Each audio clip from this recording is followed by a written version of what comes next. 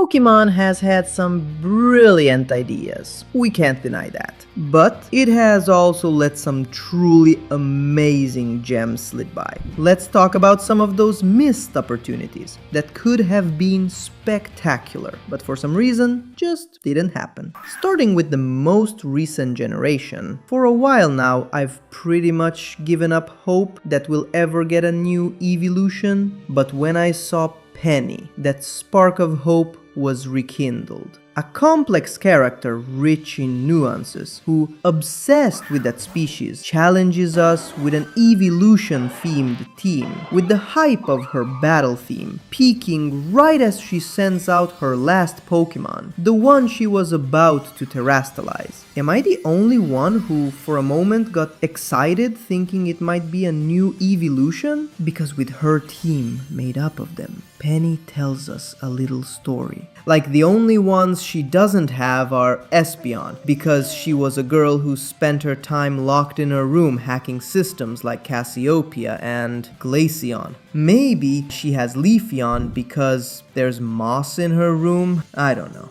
But the DLCs gave even more excuses. You know, the new Stellar type, Team Star, a new Eevee evolution taking advantage of the newly introduced type? Like I said, I tend to think that Pokémon has moved on from this topic, especially after the release of Let's Go Eevee, which also seemed like the perfect opportunity to wrap up the evolution chapter in a big way. But now that they've introduced such an important trainer with so much potential to give that new species a special meaning, and they still didn't do it even in that perfect context, I think we really can rule it out now. Although, you know, Pokémon has been playing mind games with everything for a while now, and they're totally capable of dropping a Dragon-type Eevee in Gen 10 completely out of context. Now, let's show Penny some respect. Without her hacking skills, we never would have been able to get past the security systems and access Area Zero, a unique ability, unlike the vast majority of Pokémon. Because abilities were introduced in Hoenn to bring fresh air to battles, and their spearheads, the Creation Trio, had signature abilities that stood out above the rest. Groudon and Kyogre could summon weather just by being present, while Rayquaza could neutralize both when it entered the battle, fitting its peacemaker nature. But the rest of the legendaries,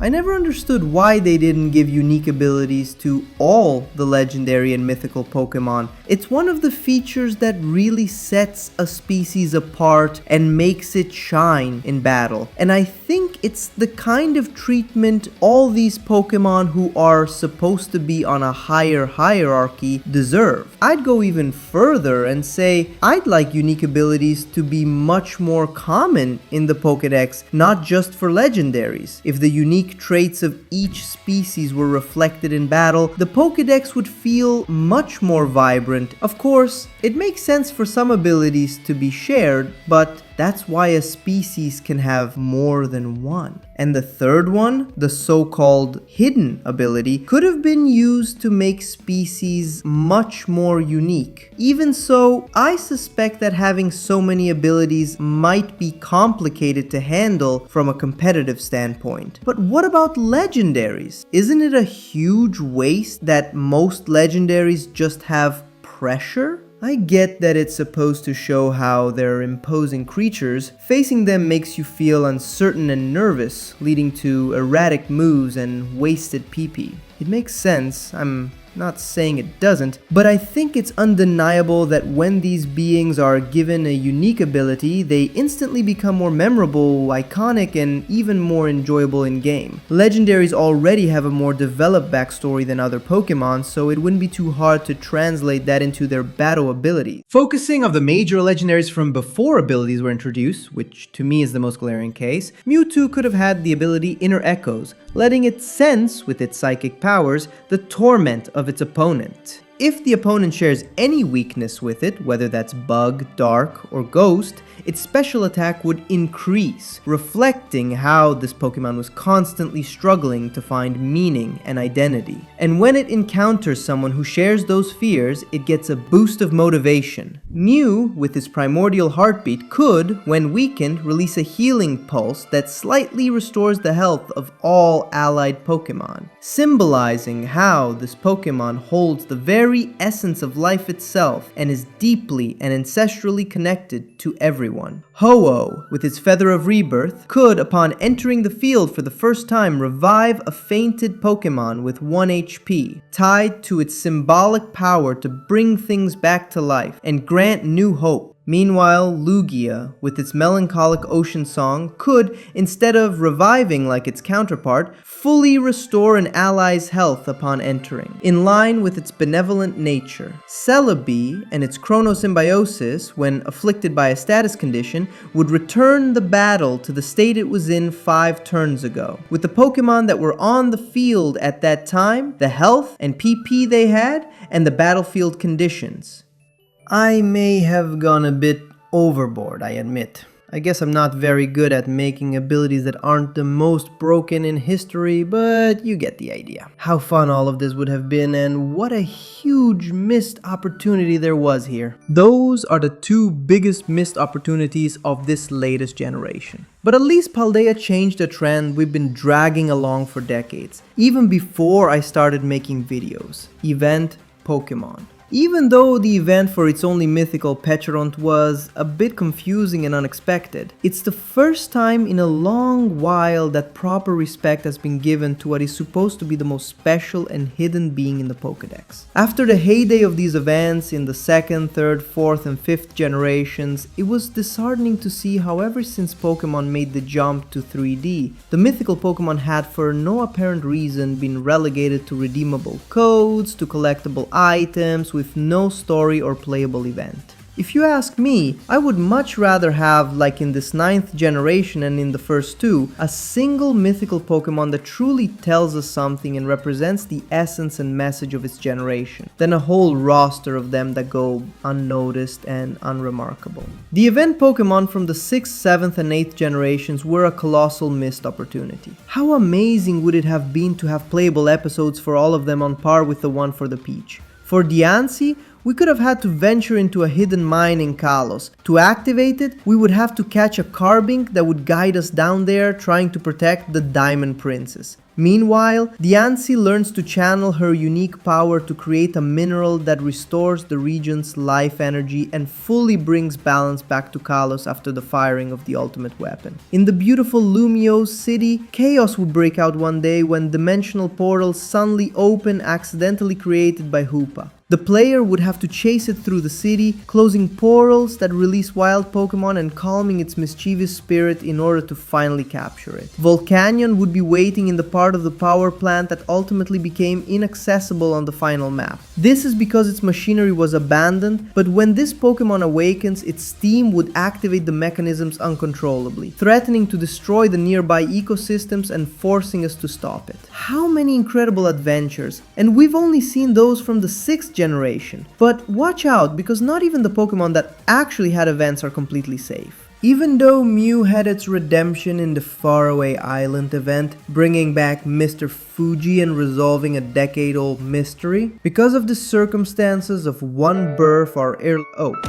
because of the circumstances in which the new species Pokemon was included, it ended up being something strange and anecdotal within its own generation. The Celebi event is idealized by those of us who grew up in that generation, and it did have its symbolism, but in practice, and in the way the event itself played out, it was pretty bland and cold for something as impactful as a time traveler who represents hope and generational legacy. Even Jirachi was completely left out of in-game events in the main games for no apparent reason. If you're interested, I made a video that I put a lot of heart into, exploring how all these events could have been, but ultimately, let's hope that Pecharunt marks a turning point in the love and respect for our beloved mythical Pokemon. Now, Gen 7 was quite Quite the journey, huh? A summer with your friends, full of adventures you'll never forget.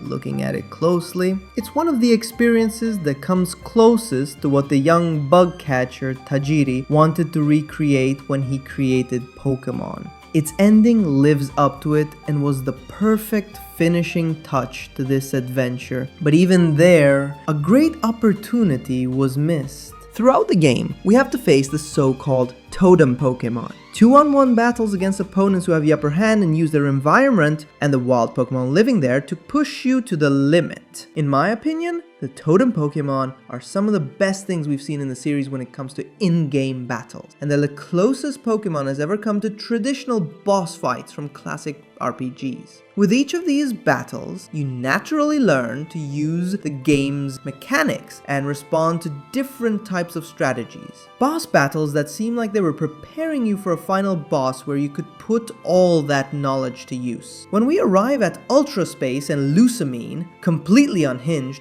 lets the Nihilego take full control, merging their bodies together. It felt like this was the moment for that final RPG-style battle where you could use everything you've learned from the totem fights, but no, it was just a regular, ordinary battle with the same team she used in her previous fight. What a way to kill the vibe. Honestly, I got excited when I saw an Ultra Beast controlling President Lusamine, thinking it was going to be some kind of ultimate battle against a totem Pokemon, against that ominous figure that would have unique abilities, and during the fight would summon endless Nihilego for support or something like that. Okay, maybe sending our Pokemon team to attack our friend's mother, even if she was possessed, would have been a bit tasteless, but honestly, it was so anticlimactic to see her just send out her usual team in Pokeballs like any regular trainer, without even any special cutscenes during the battle itself to show us her mental breakdown and desperation. And yes, Lusamine's Pokemon boosts their stats with an aura similar to that of the totem Pokemon in that final battle in Ultra Space, but they don't even explain why. Supposedly, exposure to Nihilego's toxins started to affect her Pokemon too. The game doesn't tell us anything, which just makes the disconnect even greater. After all the buildup of the Island Challenge and the Totem Trials hinting at something big that would demand the best from us, we just get an average antagonist battle with a different skin. It's disheartening that one of my favorite characters, right before one of the most powerful and emotional scenes in the series, falls flat at this point.